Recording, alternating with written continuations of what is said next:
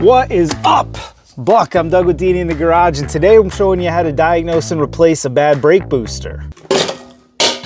Now, if you don't know, the brake booster is an absolutely essential component to your braking system. It's responsible for amplifying the force your foot applies to the brake pedal to make modern cars easier to slow down. It uses vacuum and hydraulic pressure to do that. Now, if your brakes are spongy and soft, especially if they're intermittently spongy and soft, maybe they're spongy and soft in the morning, especially on a cold morning, but then as the vehicle warms up, they get a little bit harder, you probably have a bad brake booster. Other times you will literally be able to hear the vacuum leak that a bad brake booster has created inside the cab of your vehicle. Here we are at the brake pedal for my 2001 Jeep Grand Cherokee WJ, and if you listen, when I push the pedal and release it,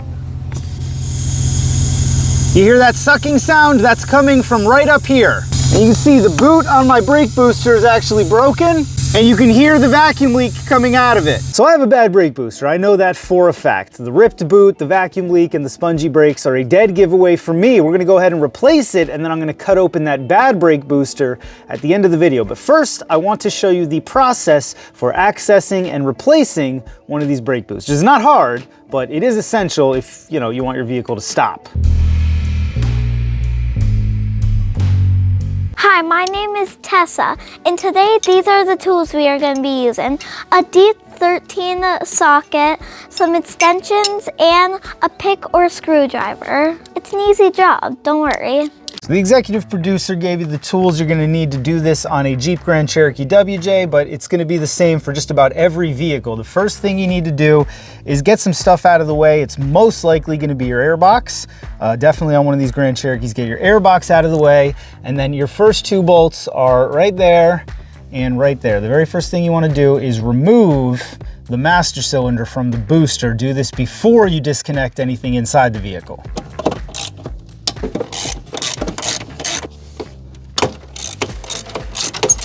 There we go. Once your master cylinder is loose, we can move inside the Jeep. This is the driver's side footwell, obviously, and this part is really just an exercise in how much you hate yourself. You're gonna have 4 bolts on most models, 1, 2, 3, and 4. Christmas crackers, there's very little access down here. You gotta get those 4 bolts out. It's gonna pull the brake pedal off and the brake booster is gonna come out. But first, this clip is holding the brake booster arm to the brake pedal, so that's the first thing we got to get out of there. Now friends, I just tried for a good 15 minutes to get the camera, both my hands and the tools underneath that footwell so that you could see me get this little clip out. Can't be done, at least not while keeping the language family friendly. So here's the clip, and here's what you have to do. This little bit right here on the top is what retains it. So you have to pry up on this guy. All right, and you'll see it ends up behind the little button. But while you're prying up on this guy, you have to already have pliers on this little tab to pull it out, because prying up and flicking it won't work. So you have to get the pliers on here like this, get your clip under, or your pick under here, and pull that up and then slide it right out. It's the only way, it's the only way. Alternatively, you can't just get a vice grip on it and pull, but then you need to source a new clip. All right, same goes for these 4 bolts. There's no good way to show you, but they're on your brake pedal. Here they are. And you'll see now our brake pedal is nice and loose, and we can pull the brake booster arm off of the brake pedal. And now our brake booster is totally free. I think I'm actually gonna move my ABS unit, maybe not completely, but just loosen it so I can get a little more access. There we go, she's free. Now we just have to weasel her out of the mess of cables and lines and other components over here. But it's a heck of a lot easier than removing the master cylinder and having to re-bleed everything when you're done.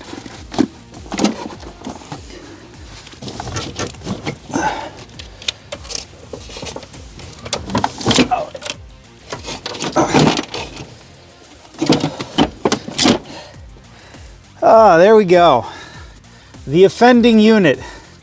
Honestly doesn't look that bad, but I think that's due to the various oil leaks in this vehicle. This boot's all blown apart.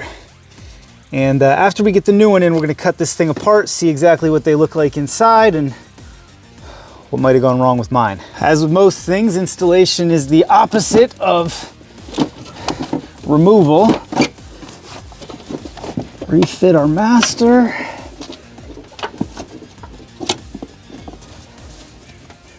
There we go.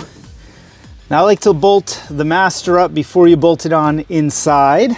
I've found that's easier. Once you got it tightened up, make sure you put the vacuum line on. And replace anything else you moved or removed in the engine compartment. Alrighty friends, I've been doing YouTube for 10 years now, recording on these Jeep Grand Cherokee WJs, and this is without a doubt the hardest project to film. I can't get a tripod in there, I can't get my camera in there. I can show you where it is, but I can't do any work while I'm showing you where it is. So we're gonna replace our 4 bolts. Make sure you're bolting through this bracket. I don't know how you could not, but you wouldn't want to accidentally not bolt your brake pedal back on.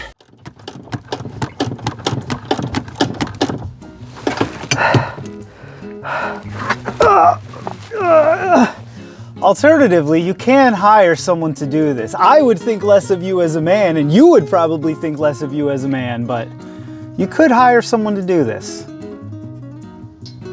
Nah. If you want it done right, you're gonna have to do it yourself.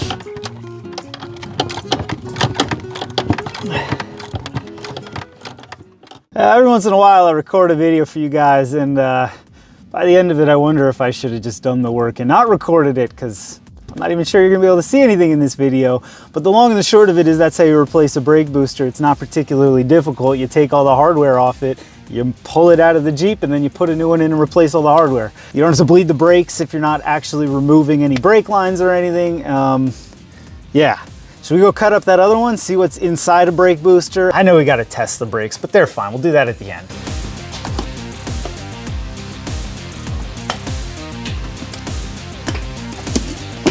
Hey, there she comes. Okay, bye. All right, friends, here is your brake booster. Let's explain this as basically as possible so that you understand how this thing works. These are your cases. They go over this interior part. This casing is your engine side casing, and it has the vacuum port. When the engine is running, it creates vacuum in this case, which creates vacuum in both of these chambers, this one here and this one here. When you go ahead and depress your brake pedal, a poppet valve opens on this side, which is the driver's side of the brake booster. This would be inside the cab.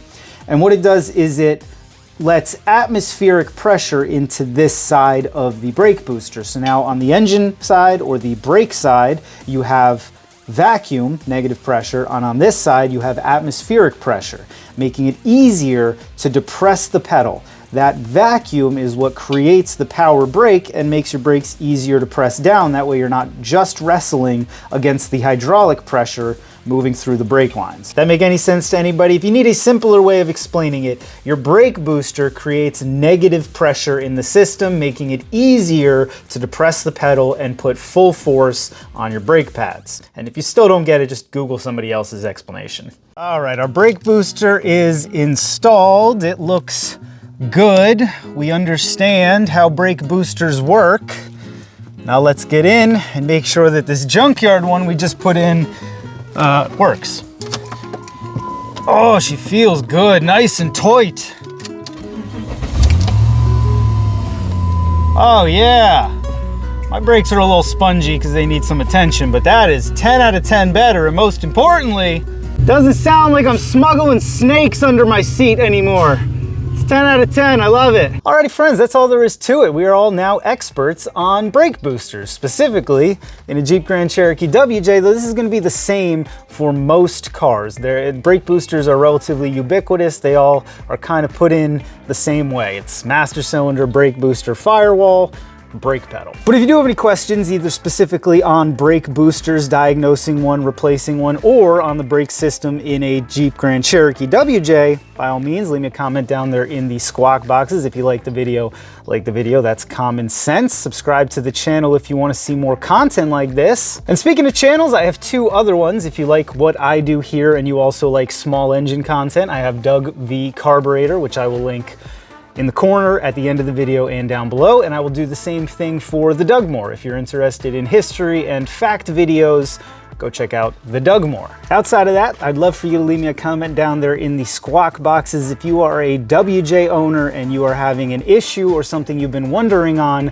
I am trying to build out my spring schedule of videos, and I'd love some ideas from y'all. Thanks so much. I cannot wait to see y'all on the next one.